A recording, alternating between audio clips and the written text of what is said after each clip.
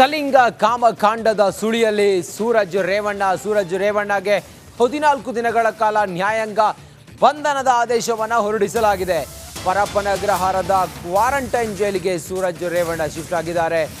ತಮ್ಮ ಪ್ರಜ್ವಲ್ ಇದ್ದ ಕೊಠಡಿಗೆ ಅಣ್ಣ ಸೂರಜ್ ಶಿಫ್ಟ್ ಆಗಿದ್ದಾರೆ. ಸೂರಜ್ಗೂ ಅದೇ ಕೊಠಡಿಯನ್ನ ಅಧಿಕಾರಿಗಳು ನೀಡಿದ್ದಾರೆ. ಸೂರಜ್ ರೇವಣ್ಣಗೆ ಜೈಲಿನ ಊಟವನ್ನು ಸಿಬ್ಬಂದಿ ನೀಡಿದ್ದಾರೆ. ಬೆಳಿಗ್ಗೆ ಕೈದಿ ನಂಬರ್ ಅನ್ನು ಅಧಿಕಾರಿಗಳು ನೀಡ್ತಾರೆ. ಸೂರಜ್ಗೂ ಕೂಡ ಅದೇ ಕೊಠಡಿಯಲ್ಲಿ ಅಧಿಕಾರಿಗಳು ಸೂರಜ್ಗೆ ಕೊಟ್ಟಿರೋದು. ಸೂರಜ್ ರೇವಣ್ಣಗೆ ಜೈಲಿನ ಊಟವನ್ನೇ ಸಿಬ್ಬಂದಿ ನೀಡಿದ್ದಾರೆ. ಬೆಳಿಗ್ಗೆ ಕೈದಿ ನಂಬರನ್ನು ಸೂರಜ್ ರೇವಣ್ಣಗೆ ನೀಡ್ತಾರೆ. ಸೂರಜ್ ರೇವಣ್ಣ ಅಸಹಜ ಲೈಂಗಿಕ ದೌರ್ಜನ್ಯ ಪ್ರಕರಣದಲ್ಲಿ ಸೂರಜ್ ರೇವಣ್ಣ ಅವರ ಮೇಲೆ ಗಂಭೀರ ಆರೋಪ ಮಾಡಲಾಗಿತ್ತು. ಸೂರಜ್ ರೇವಣ್ಣ ಅವರನ್ನು ಇವತ್ತು ನ್ಯಾಯಾಧೀಶರ ಮುಂದೆ ಪ್ರೊಡ್ಯೂಸ್ ಮಾಡಲಾಗಿತ್ತು. ಅಸಹಜ ಲೈಂಗಿಕ ದೌರ್ಜನ್ಯ ಪ್ರಕರಣದಲ್ಲಿ ಜೈಲು ಸೇರಿರುವ ಸೂರಜ್ ರೇವಣ್ಣ ತಮ್ಮ ಯಾವ ಕೊಠಡಿಯಲ್ಲಿದ್ದರೋ ಅದೇ ಕೊಠಡಿಗೆ ಶಿಫ್ಟ್ ಆಗಿದ್ದಾರೆ. ನಾಳೆ ಬೆಳಿಗ್ಗೆ ಅವರಿಗೆ ಕೈದಿ ನಂಬರನ್ನು ನೀಡ್ತಾರೆ. ಇನ್ನಷ್ಟು ಮಾಹಿತಿಯೊಂದಿಗೆ ನಮ್ಮ ಪ್ರತಿನಿಧಿ ನವೀನ್ ಶೆಟ್ಟಿ ಈಗ ದೂರವಾಣಿ ಸಂಪರ್ಕದಲ್ಲಿದ್ದಾರೆ. ನವೀನ್, ಪರಪ್ಪನಗ್ರಹಾರ ಜೈಲಿಗೆ ಶಿಫ್ಟ್ ಆಗಿದ್ದಾರೆ ಸೂರಜ್ ರೇವಣ್ಣ. ಕೈದಿ ನಂಬರ್ ಏನು ನೀಡಿದ್ದಾರೆ ಮತ್ತು ಯಾವ ಕೊಠಡಿಗೆ ಶಿಫ್ಟ್ ಆಗಿದ್ದಾರೆ, ಹೆಂಗಿರುತ್ತೆ ಅಂತ ಅವರೆಲ್ಲ ದಿನಚರಿ ನಾಳೆ? ರಂಜಿತ್, ಈಗಾಗಲೇ ಸಲಿಂಗ ಪ್ರಕರಣದಲ್ಲಿ ಸೂರಜ್ ರೇವಣ್ಣ ಅವರನ್ನ ಹಾಸನ ಪೊಲೀಸರು ನ್ಯಾಯಾಧೀಶರ ಮುಂದೆ ಹಾಜರುಪಡಿಸಿ 14 ದಿನ ಏನು ನ್ಯಾಯಾಂಗ ಬಂಧನಕ್ಕೆ ನ್ಯಾಯಾಧೀಶರು ನೀಡಿದ ಹಿನ್ನೆಲೆ ಪರಪ್ಪನಗ್ರಹಾರ ಜೈಲಿಗೆ ಇವತ್ತು ರಾತ್ರಿ 9:45 ಸುಮಾರಲ್ಲಿ ಪೊಲೀಸರು ಕರ್ಕೊಂಡು ಬಿಟ್ಟು ಹೋಗಿದ್ದಾರೆ. ಆದ್ರೆ ಇಲ್ಲಿ ಪ್ರಜ್ವಲ್ ರೇವಣ್ಣ ಏನಿದ್ರು ಅದೇ ಜೈಲಿನ ಕ್ವಾರಂಟೈನ್ ಕೊಠಡಿಗೆ ಸೂರಜ್ ರೇವಣ್ಣ ಅವರನ್ನು ಕೂಡ ಕರೆದುಕೊಂಡು ಹೋಗಿ ಜೈಲಿನ ಅಧಿಕಾರಿಗಳು ಬಿಟ್ಟಿದ್ದಾರೆ. ರಾತ್ರಿ ಜೈಲಿನ ಅಧಿಕಾರಿಗಳು ನೀಡಿದ ಊಟವನ್ನೇ ಇವತ್ತು ಜೈಲಿನಲ್ಲಿ ಮಾಡಬೇಕಾದ ಪರಿಸ್ಥಿತಿ ಸಹೋದರನಿಗೂ ಕೂಡ ಎದುರಾಗಿದೆ. ಈಗ 12 ಗಂಟೆ ಸುಮಾರಿಗೆ ನಾಳೆ ಮತ್ತೆ ಏನಾದ್ರೂ ಕಸ್ಟಡಿಗೆ ಪಡೆದ್ರೆ ಸೂರಜ್ ರೇವಣ್ಣ ಅವರನ್ನ ಪೊಲೀಸರು ಪರಪ್ಪನಗ್ರಹಾರ ಜೈಲಿಂದ ಕರ್ಕೊಂಡು ಹೋಗ್ತಾರೆ. ಒಂದು ವೇಳೆ ಏನಾದ್ರೂ ತಡ ಆಯ್ತು ಅಂತ ಹೇಳಿದ್ರೆ ನಾಳೆ ಪ್ರಜ್ವಲ್ ರೇವಣ್ಣ ಅವರನ್ನ ಕಸ್ಟಡಿಯಿಂದ ವಾಪಸ್ ಪರಪ್ಪನಗ್ರಹಾರ ಜೈಲಿಗೆ ಕರೆದುಕೊಂಡು ಬಂದ್ರೆ ಇಬ್ರು ಸಹೋದರರು ಇದೇ ಜೈಲಿನ ಒಂದೇ ಕೊಠಡಿಯ ಬಳಿ ಮುಖಾಮುಖಿ ಆಗುವ ಸಾಧ್ಯತೆ ಎದುರಾಗಬಹುದು. ಆದ್ರೆ ಈಗಾಗಲೇ ಪರಪ್ಪನಗ್ರಹಾರ ಜೈಲಿಗೆ ಏನು ಸೂರಜ್ ರೇವಣ್ಣ ಬಂದಿರುವ ಹಿನ್ನೆಲೆಯಲ್ಲಿ ತಡವಾಗಿರೋದ್ರಿಂದಾಗಿ ಕೈದಿ ನಂಬರ್ ಅನ್ನ ನಾಳೆ ಬೆಳಗ್ಗೆ ಪರಪ್ಪನಗ್ರಹಾರ ಜೈಲಿನ ಅಧಿಕಾರಿಗಳು ನೀಡುವ ಹಿನ್ನೆಲೆಯಲ್ಲಿ ಇವತ್ತು ಪ್ರಜ್ವಲ್ ರೇವಣ್ಣ ಅವರು ಏನು ಹೋಗಿರುವಂತ ಏನು ಈ ಹಿಂದೆ ಇದ್ರು ಅದೇ ಕೊಠಡಿಯನ್ನ ನೀಡಿದ್ದು ನಾಳೆ ಬೆಳಗ್ಗೆ ಅಂತಂದ್ರೆ 10:30 ನಂತರ ಪರಪ್ಪನಗ್ರಹಾರ ಜೈಲಿನ ಅಧಿಕಾರಿಗಳು ಸೂರಜ್ ರೇವಣ್ಣ ಅವರಿಗೂ ಕೂಡ ಕೈದಿ ನಂಬರ್ ಅನ್ನ ನೀಡೋದಕ್ಕೆ ಏನು ಕ್ರಮ ಇರುತ್ತೆ ಅದೆಲ್ಲವನ್ನ ಕೂಡ ಮಾಡ್ಕೊಂಡಿದ್ದು ಈಗಾಗಲೇ ಪರಪ್ಪನಗ್ರಹಾರ ಜೈಲಿಗೆ ಕಳೆದ 1 ತಿಂಗಳಿಂದ ಒಂದೇ ಕುಟುಂಬದ 3 ಬಂದು ಈ ಒಂದು ಕ್ವಾರಂಟೈನ್ ಜೈಲಿನಂದ್ರೆ ತಂದೆ ರೇವಣ್ಣ ಅವರು ಬಂದಿದ್ರು. ಅದಾದ ನಂತರ ಸಹೋದರ ಪ್ರಜ್ವಲ್ ರೇವಣ್ಣ ಕೂಡ ಬಂದಿದ್ರು. ಈಗ ಸೂರಜ್ ರೇವಣ್ಣ ಅವರ ಸರದಿ ಆಗಿರೋದ್ರಿಂದ ಕ್ವಾರಂಟೈನ್ ಜೈಲಿಗೆ ಒಂದೇ ತಿಂಗಳಲ್ಲಿ 3 ಬಂದು ಸೇರಿರುವ ಈ ಒಂದು ಪ್ರಕರಣ ಈ ಹಾಸನದಲ್ಲಿ ನಡೆದಂತ ಲೈಂಗಿಕ ದೌರ್ಜನ್ಯ ಇರುವಂತದ್ದು. ಜೊತೆಗೆ ಅದಾದ ಬಳಿಕ ಈಗ ಸೂರಜ್ ರೇವಣ್ಣ ಅವರ ಮೇಲೆ ಕೇಳಿ ಬಂದಿರುವ ಸಲಿಂಗ ಗ್ರಾಮ ಪ್ರಕರಣದಲ್ಲಿ ಈ ಒಂದು ಪ್ರಕರಣದಲ್ಲಿ 3 ಕೂಡ ಅಂತಂದ್ರೆ ಒಂದೇ ಕುಟುಂಬದ 3 ಜೈಲು ಪಾಲಾಗಿರುವ ಘಟನೆ ನಡೆದಿರುವಂತದ್ದು. Ranjith. Okay Naveen, thank you ನಿಮ್ಮೆಲ್ಲ ಮಾಹಿತಿಗಾಗಿ.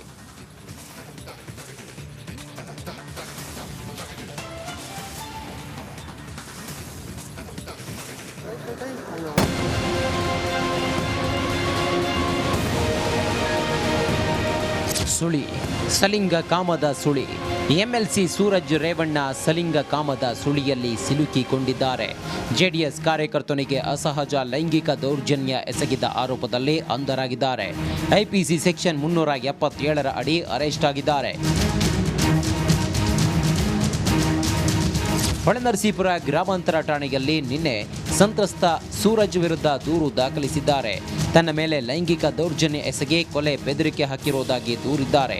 ಸೂರಜ್ ವಿರುದ್ಧದ ಪ್ರಕರಣವನ್ನು ಸರ್ಕಾರ ಸಿಐಡಿಗೆ ವಹಿಸಿದೆ.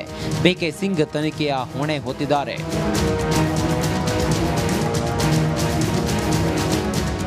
ಇದೇ ದೂರಿನ ಆಧಾರದಲ್ಲಿ ನಿನ್ನೆ ಸಂಜೆ ಸೂರಜ್ ರೇವಣ್ಣರನ್ನ ಪೊಲೀಸರು ವಶಕ್ಕೆ ಪಡೆದುಕೊಂಡರು.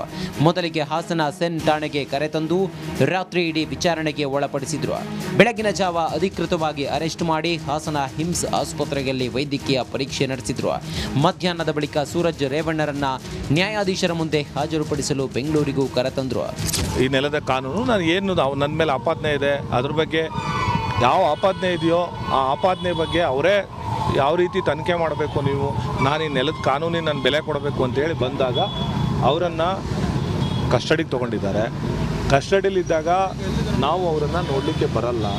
ನಾವು ಕೇಳಿದ್ವಿ ಯಾವ್ದು ಕಾರಣಕ್ಕೋಸ್ಕರ ಏನು ಅಂತ ಪೊಲೀಸವ್ರು ಕೇಳಿದ್ವಿ. ಅವರು ಪೊಲೀಸ್ ಕಸ್ಟಡಿಲಿದ್ದಾರೆ ಅಂತ ಕೇಳಿದ್ರು. ಮಾಹಿತಿ ಎಲ್ಲ ಕೇಳಿದ್ವಿ, ಯಾವ್ದಕ್ಕೋಸ್ಕರ ನೀವು ಅವರನ್ನು ಕಸ್ಟಡಿ ತೊಗೊಂಡಿದ್ದೀರಾ, ಏನು ವಿಚಾರ ಅಂತೆಲ್ಲ ಕೇಳಿದ್ವಿ. ಬೌರಿಂಗ್ನಲ್ಲಿ ಸಂತ್ರಸ್ತನಿಗೆ ಮೆಡಿಕಲ್ ಟೆಸ್ಟ್. ಇನ್ನು ಸೂರಜ್ ವಿರುದ್ಧ ದೂರು ನೀಡಿರುವ ಸಂತ್ರಸ್ತನಿಗೆ ಬೆಂಗಳೂರಿನ ಬೌರಿಂಗ್ ಆಸ್ಪತ್ರೆಯಲ್ಲಿ ಮೆಡಿಕಲ್ ಟೆಸ್ಟ್ ಮಾಡಿದ್ರು. ಸತತ 2 ಗಂಟೆಗಳ ಕಾಲ ಸಂತ್ರಸ್ತನ ಆರೋಗ್ಯ ತಪಾಸಣೆ ಮಾಡಿದ್ರು. ಸೂರಜ್ಗೆ 14 ದಿನ ನ್ಯಾಯಾಂಗ ಬಂಧನ. ಇದೆಲ್ಲದರ ಬಳಿಕ ಸೂರಜ್ ರೇವಣ್ಣರನ್ನ ಪೊಲೀಸರು ಬೆಂಗಳೂರಿಗೆ ಕರೆತಂದ್ರು. ಕೋರಮಂಗಲದಲ್ಲಿರುವ 42ನೇ ACMM ನ್ಯಾಯಾಧೀಶರ ಮುಂದೆ ಹಾಜರುಪಡಿಸಿದ್ರು. ಆರೋಪಿ ಸೂರಜ್ಗೆ ನ್ಯಾಯಾಧೀಶರು 14 ದಿನ ನ್ಯಾಯಾಂಗ ಬಂಧನ ವಿಧಿಸಿದ್ರು.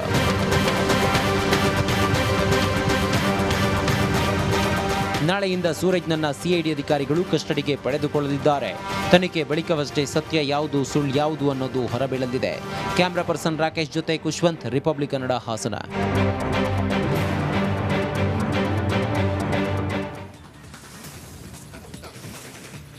ಸೂರಜ್ ರೇವಣ್ಣ ವಿರುದ್ಧ ಕೇಸ್ಗೆ ಅತಿ ದೊಡ್ಡ ಟ್ವಿಸ್ಟ್ ಸಿಕ್ಕಿದೆ. ಮೊನ್ನೆ ಸೂರಜ್ ಪರ ದೂರು ನೀಡಿದ್ದ ವ್ಯಕ್ತಿಯೇ ಇವತ್ತು ಅವರ ವಿರುದ್ಧ ದೂರನ್ನು ನೀಡಲು ಸಜ್ಜಾಗಿದ್ದಾರೆ. ಅವರೇ ಸಂತ್ರಸ್ತರಾಗಿರೋದು ಇಡೀ ಪ್ರಕರಣದಲ್ಲಿ ದೊಡ್ಡ ತಿರುವಾಗಿದೆ.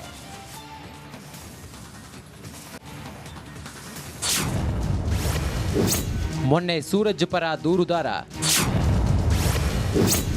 ಈಗ ಆ ದೂರುದಾರನೇ ಸಂತ್ರಸ್ತ. ರಿಪಬ್ಲಿಕ್ ಕನ್ನಡದಲ್ಲಿ ಸಂತ್ರಸ್ತ ಎಕ್ಸ್ಕ್ಲೂಸಿವ್. ಸೂರಜ್ ರೇವಣ್ಣ JDSನ MLC. ಇದೀಗ ಅಸಹಜ ಲೈಂಗಿಕ ದೌರ್ಜನ್ಯ ಪ್ರಕರಣ ಅರೆಸ್ಟ್ ಆಗುತ್ತಿದ್ದಂತೆ ಕೇಸ್ಗೆ ಟ್ವಿಸ್ಟ್ ಮೇಲೆ ಟ್ವಿಸ್ಟ್ ಪಡೆದುಕೊಳ್ಳುತ್ತಿದೆ. ರಿಪಬ್ಲಿಕ್ ಕನ್ನಡದಲ್ಲಿ ಸೂರಜ್ ಪರ ದೂರು ನೀಡಿದ್ದವರ ಮೇಲೂ ಅತ್ಯಾಚಾರ ನಡೆಸಿರುವ ಸ್ಫೋಟಕ ವಿಚಾರ ಬಯಲಾಗಿದೆ. ಸೂರಜ್ ಪರ ದೂರು ನೀಡಿದ್ದ ವ್ಯಕ್ತಿ ತಮ್ಮ ಹೇಳಿಕೆಯನ್ನ ಬದಲಿಸಿದ್ದಾರೆ. ಕೊರೋನಾ ಟೈಮ್ನಲ್ಲಿ ನನ್ನ ಮೇಲೆ ಅತ್ಯಾಚಾರ. ಸದ್ಯೀಗ ಈ ಹಿಂದೆ ತಾವೇ ಸೂರಜ್ ಪರವಾಗಿ ಕಂಪ್ಲೇಂಟ್ ಕೊಟ್ಟಿದ್ದೀರಾ, ಇದೀಗ ನೀವು ಸಹ ಒಂದು ಆರೋಪ ಮಾಡ್ತಾರೆ, ನಿಮ್ಮ ಮೇಲೆ ಒಂದು ಅತ್ಯಾಚಾರ ಆರೋಪ ಮಾಡಿದ್ದಾರೆ ಕೊರೋನಾ ಟೈಮಲ್ಲಿ ಹಾಗಂತ. ಏನು ಸರ್ ವಿಷಯ ಅಂತ? ಹೌದು, ನಿಜ. ಅದು ಕೊರೋನಾ ಟೈಮಲ್ಲಿ ನನ್ನ ಮೇಲೆ ಅತ್ಯಾಚಾರ ಏನು ನಿಜ. ಓಕೆ. ಅಲ್ಲ, ನೀವಿಂದ ಪರವಾಗಿ ದೂರು ನೀಡಿದಿರಿ, ಸೂರಜ್ ರೇವಣ್ಣ ಪರವಾಗಿ ದೂರು ದಾಖಲೆ ಮಾಡಿದಿರಿ ಆ ಸಂತ್ರಸ್ತೆ ವಿರುದ್ಧವಾಗಿ. ಇದೀಗ ಈ ಒಂದು ಆರೋಪ ಮಾಡ್ತಿದ್ದಾರೆ ಅಂತ. ಅವರ ಹಿಡಿತದಲ್ಲಿದ್ದೆ, ವಿಧಿ ಇರಲಿಲ್ಲ, ನನ್ನ ಸೇಫ್ಟಿಗೋಸ್ಕರ ದೂರು ಮಾಡಿದೆ. ಸೊ ಎಷ್ಟು ಕೊರೋನಾ ಟೈಮಲ್ಲಿ ಎಷ್ಟು ಜನ ಮೇಲೆ ಅತ್ಯಾಚಾರ ಆಗಿದೆ ಅಂತ ಅದೆಲ್ಲ ಐಡಿಯಾ ಇಲ್ಲ ಬ್ರದರ್. ನಮ್ಮ ಮೇಲೆ ಆಗಿದ್ದು ನಿಜ, ಬಟ್ ತುಂಬ ಸಂತ್ರಸ್ತ ಹೇಳ್ಕೊಂಡಿರೋದು ನಿಜ.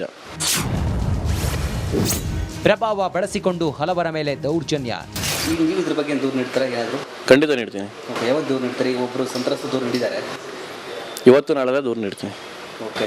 ಮತ್ತು ಅಲ್ಲಿ ಏನಾಯ್ತು ಸರ್ ಕೊರೋನಾ ಟೈಮಲ್ಲಿ? ಆ ಟೈಮಲ್ಲಿ ಏನಾಯಿತು ಅಂತ? ಹೀಗೆ ಮಾಮೂಲಿ ಮೆಸೇಜ್ ಮಾಡಿದರು, ಒಬ್ಬನೇ ಬಾ ಅಂತ ಕರೆದ್ರು, ವಿಚಾರ ಬಟ್ ಮಾಡಿದರು, ಹೋದ್ಮೇಲೆ ಲಾಕ್ ಮಾಡಿದರು, ಅಪ್ರೋಚ್ ಮಾಡಿದರು, ವಿಧಿ ಇರಲಿಲ್ಲ, ಭಯದ ವಾತಾವರಣ ಸೃಷ್ಟಿ ಮಾಡಿದರು, ಕೃತ್ಯ ನಡೀತು. ಇದರಲ್ಲಿ ರಾಜಕೀಯ ಷಡ್ಯಂತ್ರವಿಲ್ಲ, ಈ ಎಲ್ಲ ಬಯಲಾಗಲಿ. ಯಾವುದೇ ರಾಜಕೀಯ ಷಡ್ಯಂತ್ರನೂ ಇಲ್ಲ, ಏನೂ ಇಲ್ಲ. ನಮ್ಮ ಮನನೊಂದು ಇರೋ ಸತ್ಯವನ್ನು ಜನತೆ ಗೊತ್ತಾಗಲಿ ಅಂತ ನಾವೇ ಮಾಡ್ತಿರೋದು. ಓಕೆ. ಸೊ ಎಷ್ಟು ವರ್ಷಗಳಿಂದ ಈ ಥರ ನಡೀತಿದೆ ಅಂತ? ಸೊ ನನಗೆ ಗೊತ್ತಿರೋಂಗೆ ನನಗೆ ಕರೋನಾ ಟೈಮಲ್ಲಿ ಆಗಿದ್ದು, ಫಸ್ಟ್ ಕರೋನಾ ಟೈಮಲ್ಲಿ. ಬಟ್ ತುಂಬ ವರ್ಷಗಳಿಂದ ನಡೆದಿದ್ದ ರೂಮರ್ಸ್ ಇದೆ. ನನ್ನ ಹತ್ರನೂ ತುಂಬ ಜನ ಡಿಸ್ಕಷನ್ ಮಾಡಿದ್ದಾರೆ. ನಾನು ಅಪ್ಪಟ JDS ಕಾರ್ಯಕರ್ತ. ಯುವಕ ತನ್ನ ಮೇಲೆ ಅತ್ಯಾಚಾರ ವಿಚಾರ ಹೇಗೆ ಹೇಳ್ತಾನೆ? ಯಾರಿಗೂ ಗೊತ್ತಿರಲಿಲ್ಲ, ಯಾರು ಹೊರಗಡೆ ಬಂದಿರಲಿಲ್ಲ. ನಾವಾಗೆ ಬರೋಕ್ಕಾಗಲ್ಲ. ಒಂದು ಹುಡುಗಿ ಆದರೂ ಬೇಕಾದ್ರೆ ಬಂದ್ಬಿಡೋದು, ಹುಡುಗ ಬರೋ ಸುಲಭ ಅಲ್ಲ ಸಮಾಜದಲ್ಲಿ. ಮತ್ತು ಅವ್ರ ಪವರ್ ಹೆಂಗಿತ್ತು ಎಲ್ಲನೂ ಯೋಚನೆ ಮಾಡೋದು. 24ರಿಂದ 28 ವರ್ಷದ ಯುವಕರನ್ನೇ ಟಾರ್ಗೆಟ್ ಮಾಡ್ತಿದ್ದ. ಎಲ್ಲ ಒಂದು 24ರಿಂದ 27. ಹೇಗೆ ಸರ್ ಅವ್ರು ಹೇಗೆ ಏನು ಕಾಲ್ ಮಾಡ್ತಿದ್ರಾ, ಏನಾದರೂ ಮೆಸೇಜ್? ಇಲ್ಲ, ಮಾಮೂಲಿ ರಾಜಕೀಯವಾಗಿ ಯಾರು ಗುರುತಿಸ್ಕೊಳಕ್ಕೆ ಮುಂದೆ ಹೋಗ್ತಾರೆ ಅವ್ರನ್ನ ಮಾತಾಡ್ಸೋದು. ತುಂಬ ಚೆನ್ನಾಗಿದ್ದೀವಿ ಅನ್ನೋ ಥರ ಇರೋದು.